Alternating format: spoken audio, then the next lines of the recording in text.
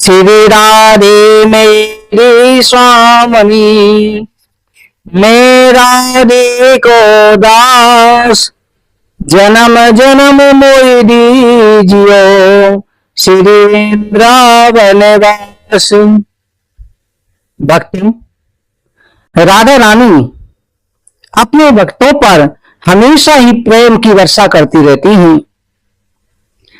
आज एक ऐसी सच्ची घटना बता रही हूं, जब अपने प्यासे भक्त को स्वयं राधा रानी ने आकर के जल पिलाया। हमारी किशोरी जी दया की सागर हैं। कुछ समय पहले की बात है, मथुरा के पास एक गांव में एक बुजुर्ग व्यक्ति रहते थे, जिनका नाम था सुरेश। सुरेश जो है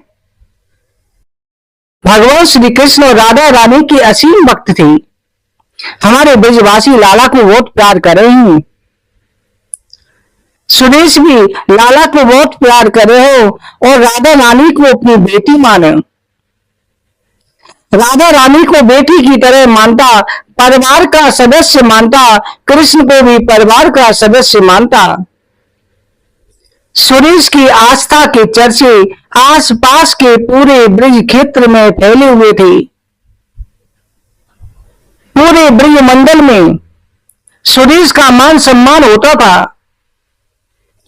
सुरेश बड़े ही पावन भाव से राधा कृष्ण की पूजा करते रहते, कभी किसी का बुरा नहीं सोचता। सुरेश के मन में हर समय पर श्री राधा श्री राधा श्री राधा ये ध्वनि चलती रहती। और सुरेश जो भी भोजन बनावे, घर में भोग बनावे, बनाए के पहले राधा रानी को और कृष्ण जी को भोग लगा लो, बाकी बाद में सेवा करके और स्वयं प्रसाद पानो। राधा रानी का ऐसे ही ख्याल रखता जैसे अपनी बेटी का रखते हैं। उसकी पूजा पाठ किया करता।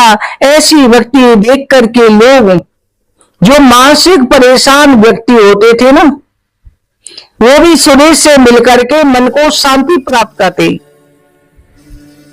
सुरेश को कोई अच्छे वचन बोले या कड़वे वचन बोले, सुरेश को कोई फर्क नहीं पड़ना। केवल अपनी बेटी राधा रानी का और कृष्ण जी का ध्यान रखना। सुरेश इस प्रकार से पूजा करता। एक दिन किसी काम से उसे जाना पड़ा।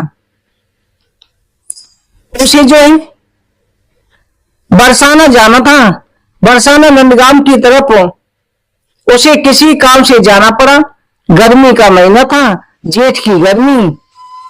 पहले समय पर कोई साधन तो होते नहीं थी, ना कोई बसें चलती थी, ना कोई गाड़ियां चलती थी, केवल पैदल ही जाना पड़ता।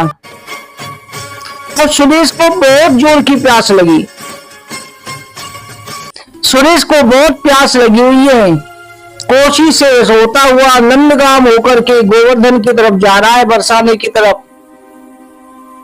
उसे प्यास लगी। उसने कुआं देखा, शाम भी हो चुकी थी। पैदल चलते चलते गर्मी के मारे गला सूखा जा रहा है, बेहोश होने वाला है। सुरेश ने देखा कि कुछ गोप कन्याएं कुएं से पानी भर रही हैं। पहले समय कुएं से पानी ले जाया जाता था हमारे ब्रिज में। कुएं से पानी ले जा रही हैं। सुरेश ने जाके कहा, बेटी मैं बहुत प्यासा हूं, मुझे पानी पीना है, क्या पानी पिला सकती हूं? एक कन्या बोली, बाबा थोड़ा रुक, मैं अभी पानी पिलाती हूं। कन्या ने कुएं से पानी खींचा, सुरेश को पिलाने लगी। सुरेश ने कहा, बेटी ये कौन सा गांव है? कन्या बोली, काका ये नंदगाम है। सुरेश ने कहा, अब मैं पानी नहीं पीऊंगा, क्योंकि हमारा सनातन धर्म कहता है कि पिता को बेटी के घर का पानी भी नहीं पीना चाहिए, उस गांव का भी पानी नहीं पीना चाहिए। कन्या ने कहा, बाबा काका क्या बात है? सुरेश कहता है बेटी ये हमारी राधा रानी का ससुराल है और बेटी के ससुराल में पानी पीना तो पाप का भागी होना पड़ेगा। अब मैं ये पाप नहीं कर सकता। सुरेश की बात सुनकर के सभी किशोरियां जो भी लड़कियां कन्याएं वह खड़ी थी सभी गोप कन्याएं उसकी भक्ति देख करके हैरान रह गई। सुरेश बेहोश होने को जा रहा है, गला सूख रहा है, आगे निकल गया, नंद गांव से आगे चल दिया सीधा गोवर्धन की तरफ। रास्ते में कोई पानी की व्यवस्था है नहीं, आंखों के सामने अंधेरा हो रहा है, पानी भी नजर नहीं आ रहा। नंद गांव से बहुत दूर निकल गया वो सुरेश प्यास के मारे चलता चलता बेहोश होकर के गिर पड़ा। सुरेश के बेहोश होते ही एक छोटी सी कन्या दौड़ करके आई, सुरेश की पास आकर के बोली बाबा ये पानी पी लो, आप बहुत प्यासे हो। बाबा मुंह खोलो, मैं तुम्हें पानी पिला देती हूँ। सुरेश ने बालिका से कहा बेटी मैं नंदगाम का पानी नहीं पी सकता, ये मेरी बेटी की ससुराल है। बालिका ने उत्तर दिया बाबा ये नीमगाम है, नंदगाम तो कब का निकल गया, ये नीमगाम है। इतना बोल के बालिका ने सुरेश को पानी पिलाया। सुरेश ने पूछा बेटी तुम मेरे लिए पानी लेकर के आई, इस जंगल में कोई पानी का नजर कहीं निशान भी नहीं है, तुम्हारा नाम क्या है बेटी? वो बालिका बोली बाबा मैं तुम्हारी राधा ही हूं, मैं तुम्हारी राधा हूं, तुम्हारी बेटी हूं। इतना कहकर के वो बालिका गायब हो गई। सुरेश आश्चर्य में था। राधा रानी की जय हो, बरसाने वाले की जय हो, धन्यवाद देने लगा कि देवी तुमने अपनी बेटी होने का धर्म निभा दिया। ये बात जिसको भी पता चली सभी भक्त की भक्ति के आगे विवश हो गए। राधा रानी को भी बाल का रूप में स्वयं आना पड़ा।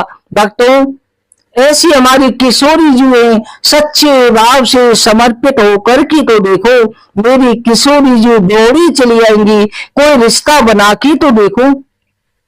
बोलो राधे राधे। इस वीडियो को ज्यादा से ज्यादा शेयर करें। राधा रानी की कृपा दृष्टि आपके ऊपर बनी रहे।